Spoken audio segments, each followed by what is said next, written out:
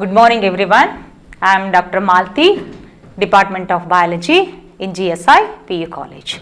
Today I'll start with the chapter number 5, that is Principle of Inheritance and Variation. So here this principles of inheritance and variation is nothing but genetics. Now what is meant by genetics? Genetics, it is the branch of biology that deals with the study of heredity and variations. So it is a branch of biology that deals with the study of heredity and variation. What is meant by heredity and what is meant by variation, you have to understand. So what is meant by heredity? It is the transmission of character from parents to offspring. It is the transmission of character from parents to offspring is said to be heredity. Variation means it is the degree of differences that is present in a progeny, or maybe it is the difference between the parents and the progeny. Best example is in variation, there are two brothers, Ibru brothers irtare. So elder one, younger one. Ibrallu we can easily identify the variations. Ibru onde tara iralla, that is said to be variation. Ade tara, this is the variation, that is nothing but it's the difference that exists between the individuals derived from the same parent, or maybe the difference between the variation, that is difference between the parents and the offspring. ಈಗ ತಂದೆ ತಾಯಿನಲ್ಲಿ ಇರುವಂತ characters ಗೂ ನಮ್ಮಲ್ಲಿ ಇರುವಂತ characters ಗೂ there are lot of differences. That difference is nothing but it is said to be variation. So first, genetics means it is the heredity, it is the branch of biology that deals with the study of transmission of character from parents to offspring and differences that is exist between the individuals, that is said to be variation. Now before entering into the principles of inheritance and variation, you need to understand some of the technical terms. Coming to the first one, genes or factors. What are genes or the factors? Factors or the genes nothing but it is the portion of the DNA. It is the part of the DNA, or it is a segment of the DNA, or it is a portion of the DNA that is said to be what you call factors. Then coming to the next is locus. This is the homologous chromosome. Here these genes or the factors that occupies on the particular position on the homologous chromosome, that particular position or the point is said to be what do you call locus. So what is meant by locus? It is the point or a position where the genes occupies on the homologous chromosome. Next, coming to the traits. Transmitted form of character. For example, ammange kopa banದಾಗ ಹೇಳ್ತಾ ಇರ್ತಾರೆ ಎಲ್ಲ ಅಪ್ಪನ ತರ ಅಂತ. That is nothing but it is the trait. So what is meant by traits? It is the, what is meant by trait? It is nothing but it is the transmission form of character that is said to be traits. Then coming to the alleles, also known as allelomorphs. Here alternate forms of character is said to be what do you call alleles, allelomorphs, alternate character. For example, tall is said to be dominant and the dwarf is said to be recessive. These two characters are nothing but alternate forms of characters that occupies on the homologous chromosomes, that is said to be alleles. Then coming to the next is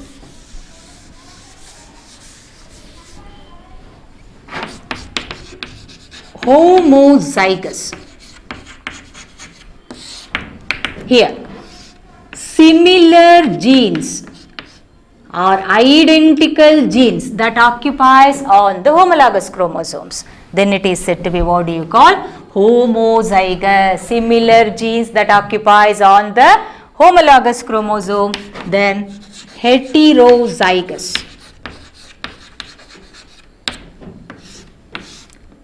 dissimilar genes that occupies on the homologous chromosome. So here similar genes, big T and big T, identical genes. Here it is said to be one is big T, second one is small t. That is nothing but it is the dissimilar genes that occupies on the homologous chromosome. Then hemizygous, individual that possess single gene in a pair. For example, in case of male, there is a presence of this gene so that it determines the sex of an individual. That is said to be what you call hemizygous.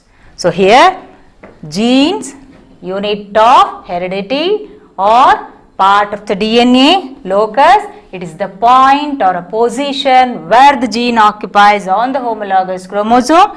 Traits, transmitted form of characters. Alleles, alternate form of characters. Homozygous, similar genes.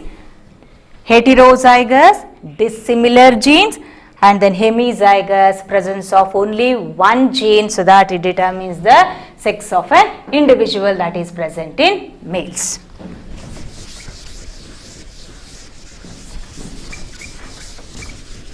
Then coming to the next one, dominant. Already I told you, in heterozygous condition, that means big T and small t. Here what happens, this big T is said to be dominant. Why this is said to be dominant? Because this gene expresses itself by suppressing the adjacent one. This cannot express. Why this is not expressed? Because there is a presence of dominant gene. So what is meant by dominant? Gene express itself. Then recessive. Here same thing, this is dominant and this is small t is said to be recessive. It cannot express due to the presence of dominant gene. So dominant means it expresses itself by suppressing the next one. Recessive means this gene cannot express due to the presence of dominant gene. Dominant gene ಇರೋದ್ರಿಂದ this recessive gene ಏನಾಗುತ್ತೆ express ಆಗಲ್ಲ. That is said to be recessive. Then coming to the next is phenotype.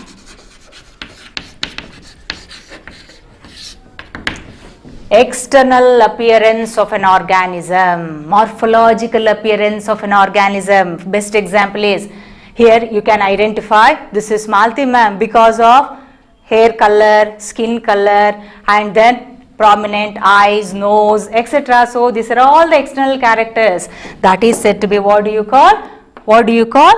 Phenotype, morphological appearance, external appearance of an organism. Next, genotype, genetic constitution of an organism. For example, we are all human beings. Human beings are made up of 46 chromosomes. That is said to be genotype. So dominant, it expresses itself. Recessive, it cannot express due to the presence of dominant gene. Phenotype, external appearance of an organism. Genotype, that is the genetic constitution of an organism. Next, coming to the hybrid. It's an individual obtained by crossing between two parents. That is said to be hybrid. Now already tilkondidivi hybrid variety anta heltivi. So what's meant by hybrid? It's an individual obtained by crossing two parents. Monohybrid, individual obtained by crossing two parents differing in only one character. ಈಗ ಒಂದು ಕ್ಯಾರೆಕ್ಟರ್ನೇ ಇಟ್ಕೊಂಡು cross ಮಾಡಿದಾಗ ಯಾವ offspring ಬರುತ್ತೆ that is said to be what you call monohybrid. Like that, dihybrid, individual obtained by crossing between two parents differing in two characters. ಎರಡು ಕ್ಯಾರೆಕ್ಟರ್ಸ್ನ ತಗೊಂಡು cross ಮಾಡಿದಾಗ ಏನು ಹಾಫ್ ಸ್ಪ್ರಿಂಗ್ ಬರುತ್ತೆ ಅದನ್ನು ನಾವೇನಂತ ಹೇಳ್ತೀವಿ dihybrid. So hybrid it's an individual obtained by crossing between two parents. Differing in one character, then it is monohybrid. Differing in two characters, then it is said to be dihybrid. Then heterosis,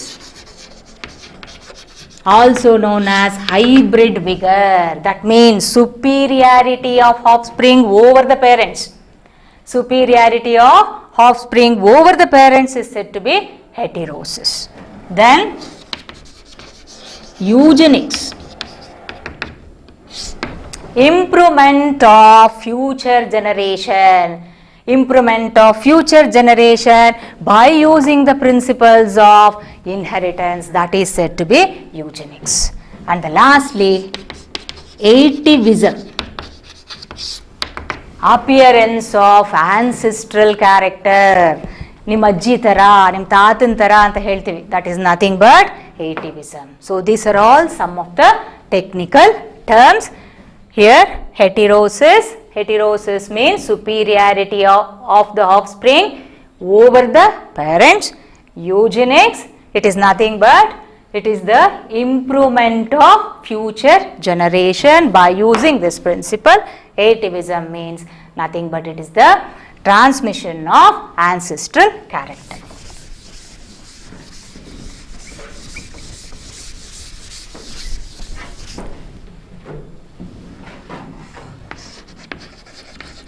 Gregor John Mendel.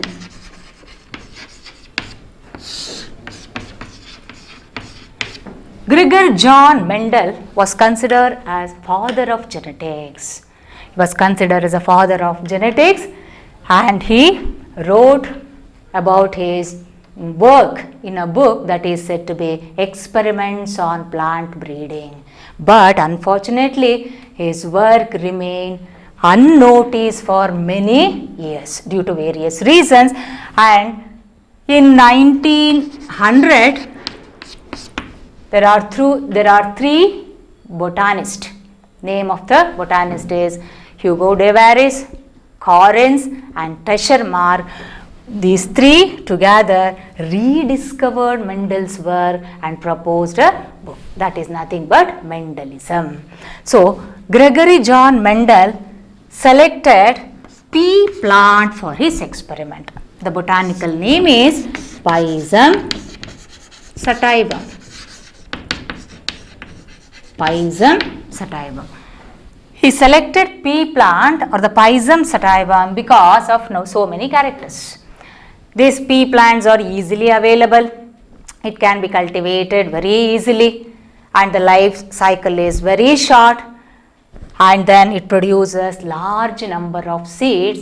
Along with that, another important point is this pea plant that possess number of contrasting characters. So coming to the contrasting character, the first is the length of the plant, that is tall and dwarf. Second is position of inflorescence, that is axial and terminal.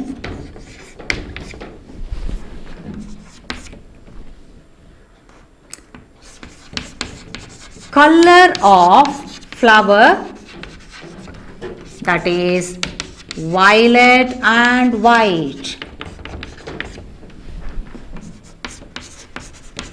Shape of pod, that is fruit, inflated and constricted.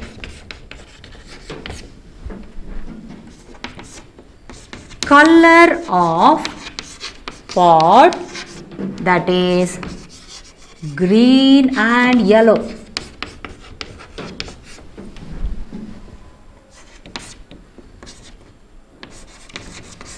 Shape of the seed,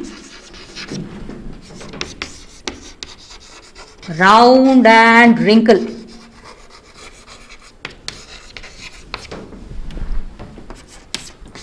Last one, color of the seed, yellow and green.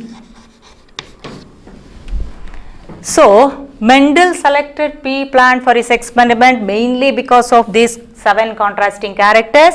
The length of the plant, tall is said to be dominant, dwarf is said to be recessive, and the position of an inflorescence, axial inflorescence, is the dominant character, and the terminal, that is said to be the recessive, and the color of the flower, violet, is said to be dominant and the white is said to be recessive. Shape of the pod, that is inflated, that is like this, even pea plant is like this, and then constricted, you can see the number of constriction, this character is said to be recessive. Color of the pod, that is green, is said to be dominant and the yellow is said to be recessive.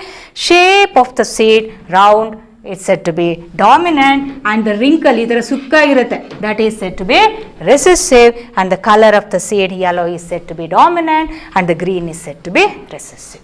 So because of this contrasting character, he selected pea plants for his experiment.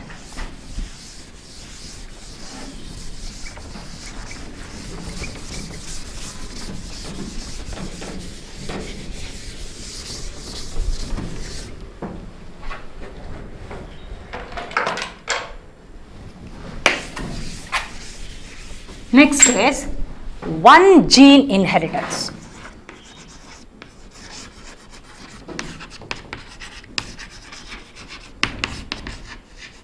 As the name itself indicates here, one gene inheritance. Inheritance of only one gene from one generation to another generation, and the best example is monohybrid cross. What is meant by monohybrid cross, or what is meant by monohybrid? It is an individual obtained by crossing two parents differing in only one character. Now, coming to the first is the parents. Mendel selected only one character, that is the length of the plant, that is tall and dwarf. Tall is said to be dominant, dwarf is said to be recessive.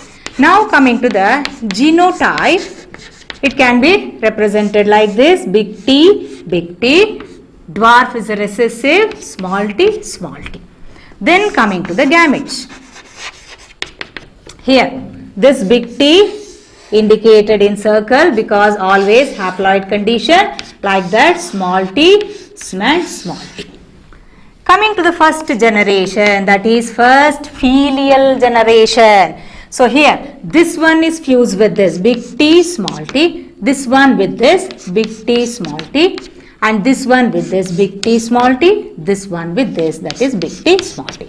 Now, these are all plants were said to be tall.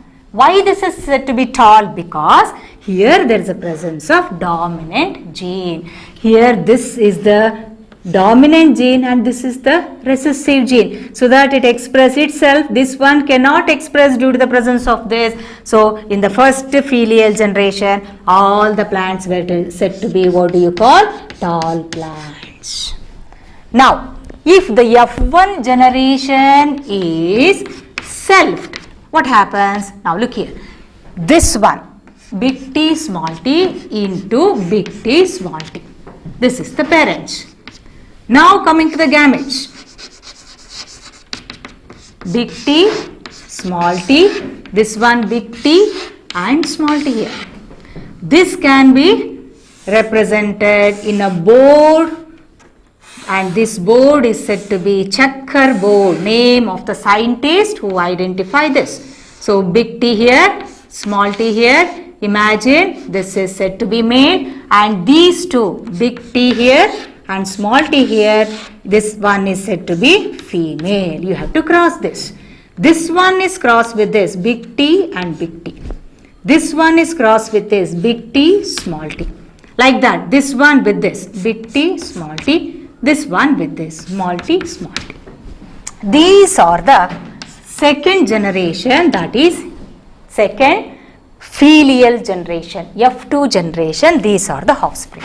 Now you have to identify the genotype and phenotype of this one. So big T and big T here. Big T, small t here, big T, small t here, last with the small t and small t.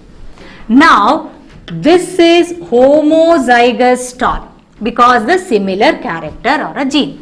These two are said to be heterozygous tall, dissimilar genes, therefore heterozygous. Why this is said to be tall? Because there is a presence of dominant gene here. So these three together is said to be tall plant.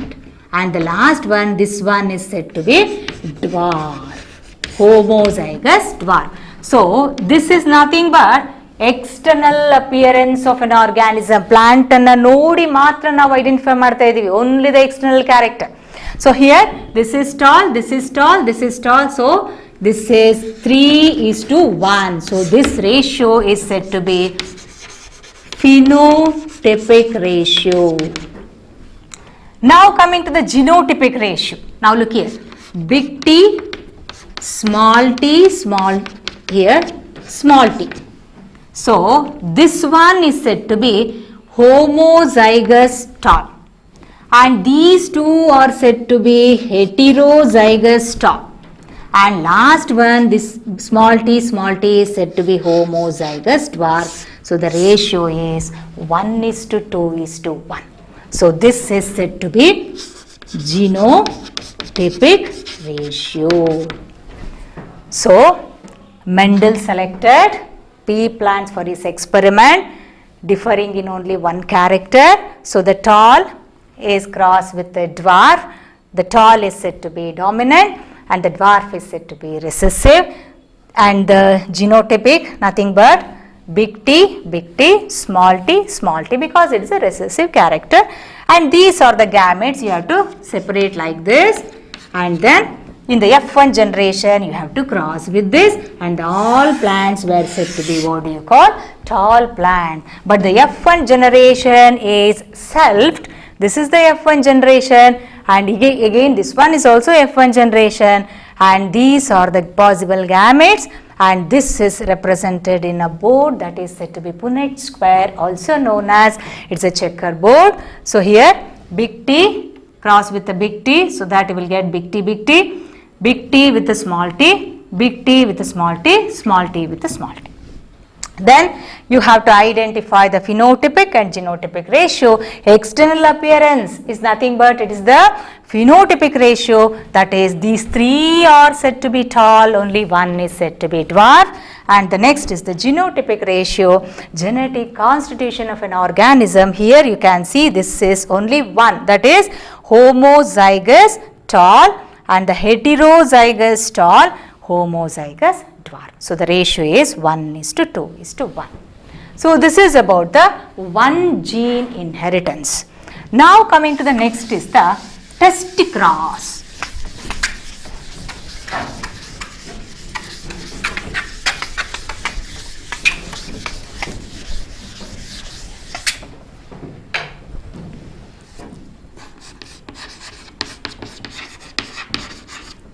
Test cross.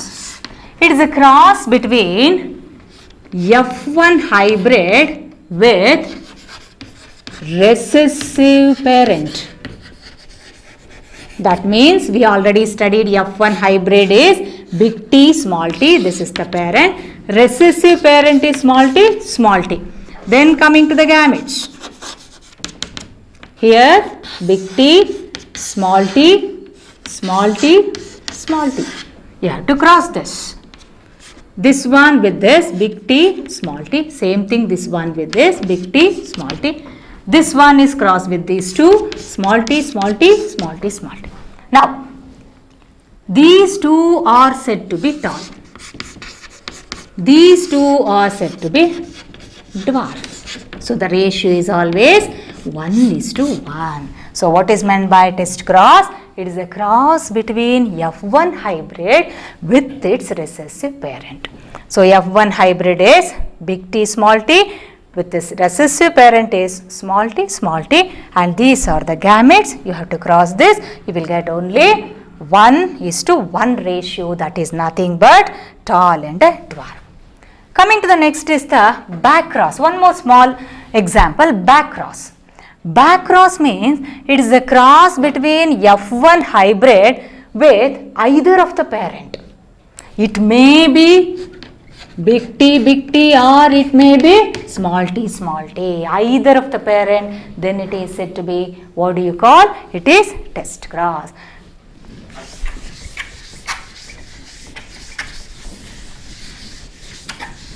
So based on the observation in a monohybrid cross, Mendel proposed law or the general rules, that is, first one is the law of dominance, second is law of segregation,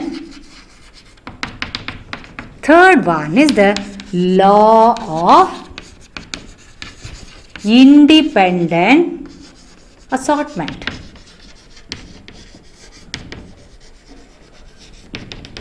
So based on the monohybrid cross, Mendel proposed some of the rules or the laws or the principles, that is nothing but principles of inheritance. The law, the first is said to be law of dominance, law of segregation, law of independent assortment. Coming to the first is the law of dominance. We already studied this. So here the characters are always controlled by the genes, and the genes occupies on the homologous chromosome, and in a like this heterozygous condition, what happens? This gene, the dominant gene that express itself, that is said to be law of dominance. So what is meant by law of dominance? The characters always controlled by genes. Genes occupies on the homologous chromosome, and in a heterozygous condition, what happens? This dominant gene that express itself, that is said to be dominant. Then coming to the law of segregation. Here, when the two genes, for example, we already studied monohybrid cross, tall and a dwarf is crossed, in the F1 generation you will get this. This is nothing but the plant is said to be tall.